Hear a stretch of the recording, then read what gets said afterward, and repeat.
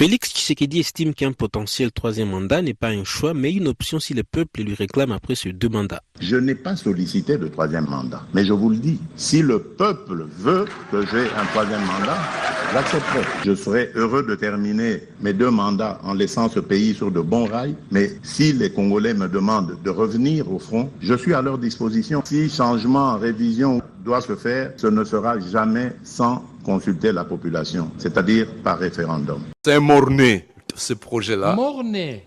Il ne faut pas le réaliser. Comment ça? Il ne faut pas y parvenir. Non seulement c'est un mort-né, mais c'est une initiative qui, à la limite, dévoile une complicité de haute trahison. Je vais vous démontrer la feuille de route de réalisation de leur projet. C'est une initiative dangereuse pour l'unité nationale, mais également dangereuse pour l'avenir et la vie même de M. Félix Tshisekedi. Si on ne peut pas terminer cette guerre, malheureusement, on ne pourra pas organiser des élections en 2028, mais ce ne sera pas parce que j'ai refusé de les organiser. Les ressources sont là, on peut le faire, mais on ne va pas les organiser sans les Nord et Sud Kivu quand même. En Ukraine, ça fait 2 ans qu'il aurait dû y avoir des élections. Mais le monde entier a compris que le président Zelensky ne puisse pas les organiser. Les règles constitutionnelles dites rigides.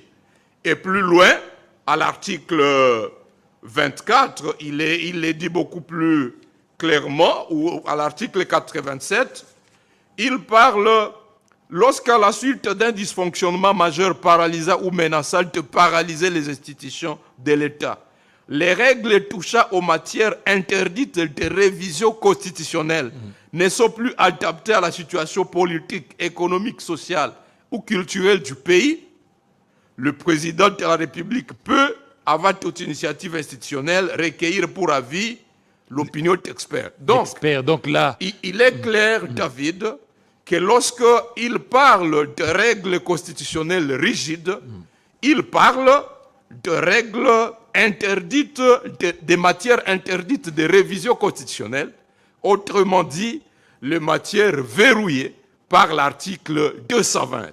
Et leur projet a pour objectif de contourner le verrou de l'article 220, notamment le verrou de la limitation du nombre et de la durée du mandat du président de la République, afin d'octroyer aux candidats de l'Union sacrée un nombre de mandats illimité. Vous êtes en train de suivre leur slogan, les disent Tina 3. Dans leur fameuse marche d'hier, vous avez vu certains porteurs de polo avec la Massio 4. Donc, pour eux, c'est un mandat à nombre illimité, si et seulement si ils parviennent à faire sauter le verrou de l'article 220. Et pour y parvenir, ils estiment que, étant donné qu'il s'agit de matières interdites à la révision, il faut qu'ils aillent vers le peuple, que le peuple leur autorise, n'est-ce pas, à contourner ces verrous par l'adoption, par référendum, de nouvelles règles.